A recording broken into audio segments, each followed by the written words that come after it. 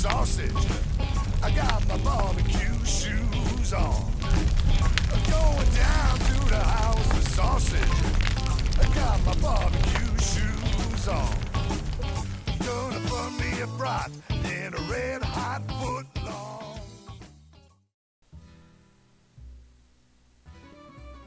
Welcome to the BBQPitBoys.com. Today we're going to barbecue up some corned beef brisket on the grill. All right, here I've got about a 4.5 pound piece of brisket. And with this corned beef, they're including some spices. You're going to need about 5 or 6 small potatoes or medium potatoes, a couple carrots. You're going to need some celery. You're going to need a nice head of cabbage here. You're going to need some onions. Here I got 2 large onions. You can use 3 or 4 smaller ones. And we got our grill set up for indirect grilling. We got the charcoal on one side. All right, let's get this started.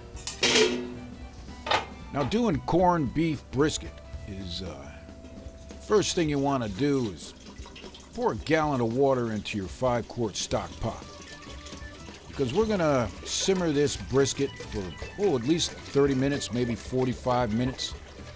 And this will allow remove some of the brine from the beef. And it's actually a salt and sugar brine. So you need to purge that salt and sugar out of this piece of beef. Now, as you know, brisket is about the toughest piece of meat you're going to get on beef. And it's real tough unless you simmer it for a good long time, which is traditional. Or you also barbecue it up low and slow. You can get it nice and tender.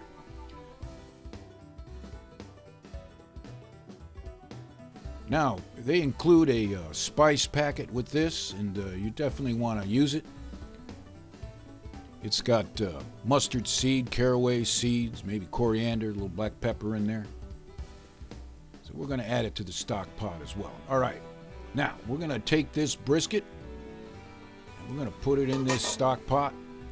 And like I said, we're going to slow simmer this for 30 minutes, maybe 45 minutes.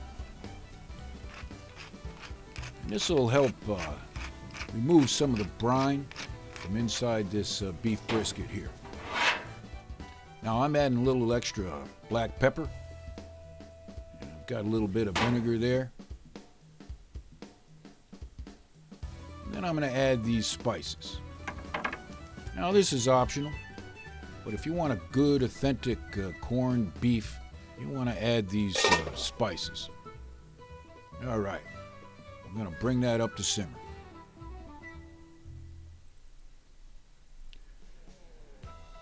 Now the only other thing you're going to have to do here is you want to peel your potatoes, peel your carrots. I won't show you much of that. You know how to do that. And then, of course, you want to peel your onions. You want to leave them whole.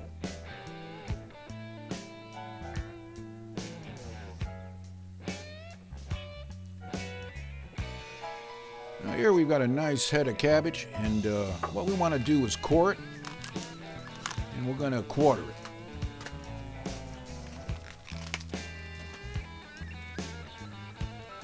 Now, if you've never had corned beef barbecued up before, you definitely got to check this out. This is real good.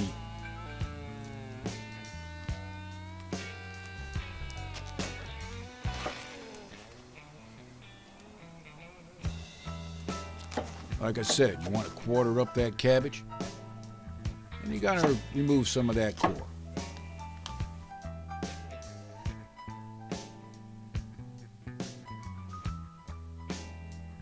That was easy. Now here I've got some celery, and I'm going to chop that up a bit.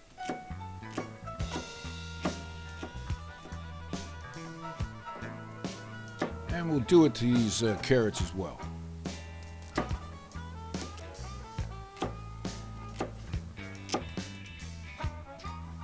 All right, that was easy enough. All right, now we've got this corned beef going here at a slow simmer. And like I said, we want to do that for anywhere from a half hour to 45 minutes.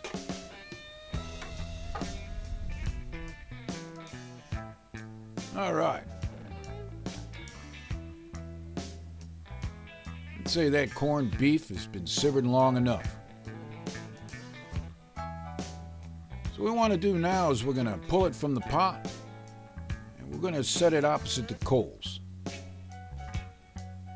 Because we're going to want to low and slow this piece of corned beef brisket here for at least an hour and a half, maybe 2 hours. We're going to be doing it at about 225 degrees, maybe 250 degrees Fahrenheit. Now here's the magic of this meal. We're going to take our quartered cabbage. We're going to throw it in the stock pot along with the potatoes, the onions, the carrots, and the celery. Man, this is going to make some real good eating.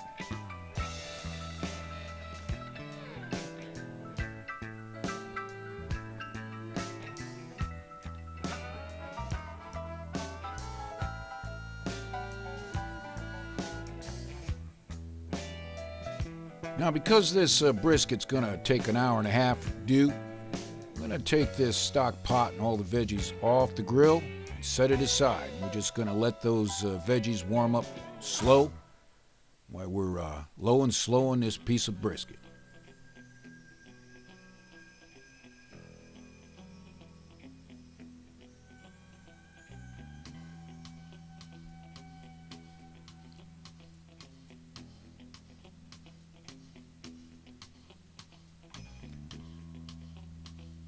And here I've got an oven thermometer, and this will help us give a true temperature, this low and slow. And of course, you want to bring the temperature down on this grill, because we were just boiling up there, so we just use our vents in the top and close them down real tight. All right, about half hour's gone by, maybe 45 minutes. And this is optional, but I like to put on another layer of flavor. I'm going to take some barbecue sauce and rub it all over this brisket.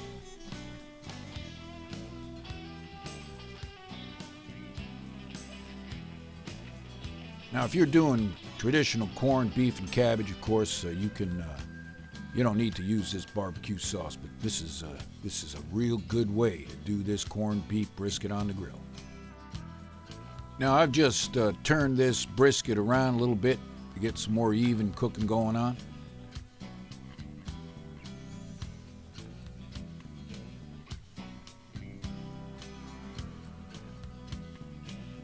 All right.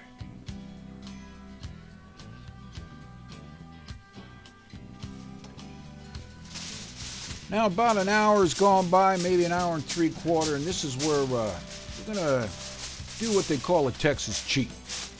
And this is going to help tenderize this brisket even more. And what we're going to do is take this brisket, put it in aluminum foil, and wrap it up tight.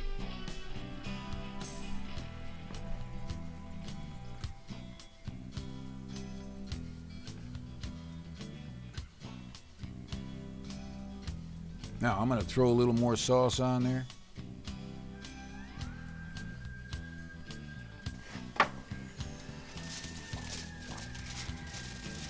Wrap it up good. Now this is a pitmaster trick for getting your meat nice and tender.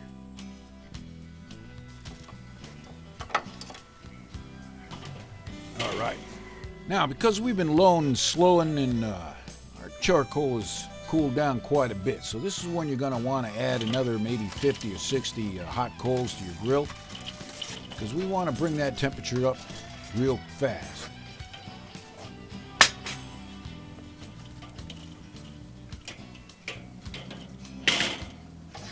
And the reason we're doing that is because this is where we're going to simmer up these veggies. Get them nice and tender. Take this wrapped brisket, put it alongside opposite the coals just to keep it nice and warm.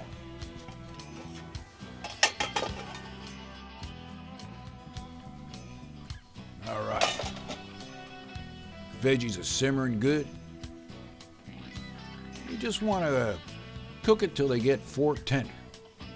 And that might take you maybe half hour at the most.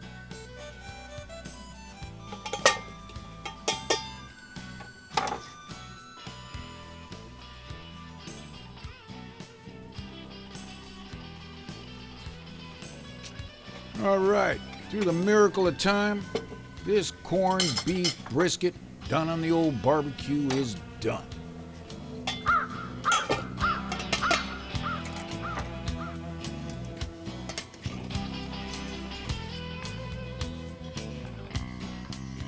Hey.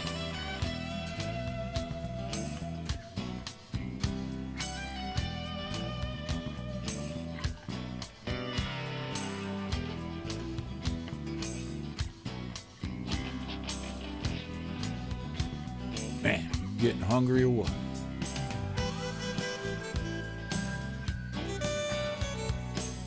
Oh, take a look at that.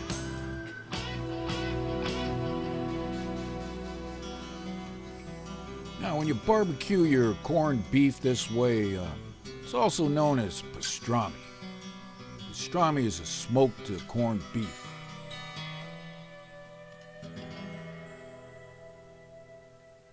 Oh, man.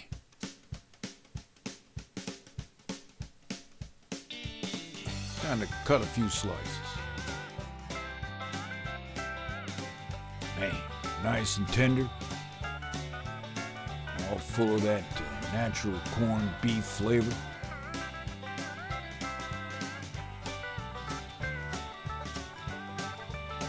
Man, good eating around the pit. Don't get any better than this.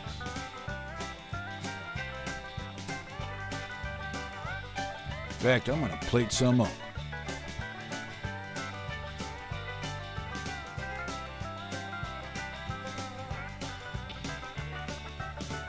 Grab some potatoes.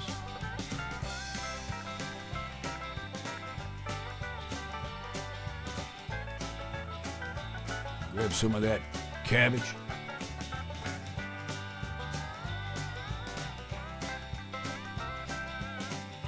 Some call this New England boil. Call it what you like.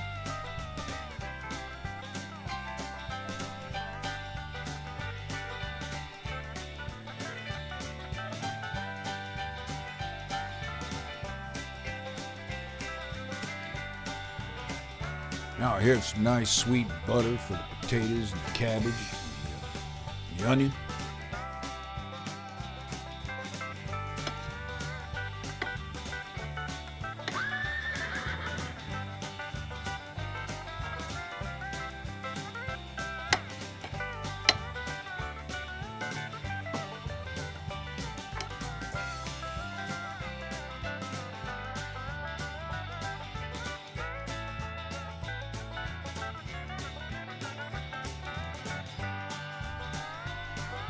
Doing this traditional way is what good eating's all about.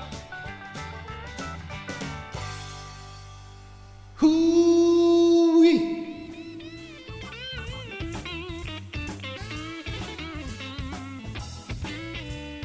Now, as always, I do have to apologize because I gotta have some of this right in front.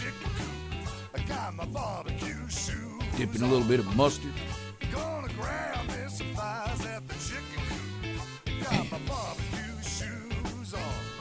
I'm gonna have some more.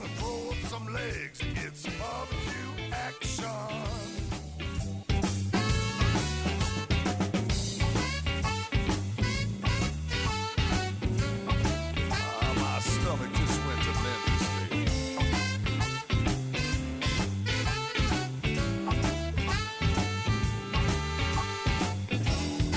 Yeah, good.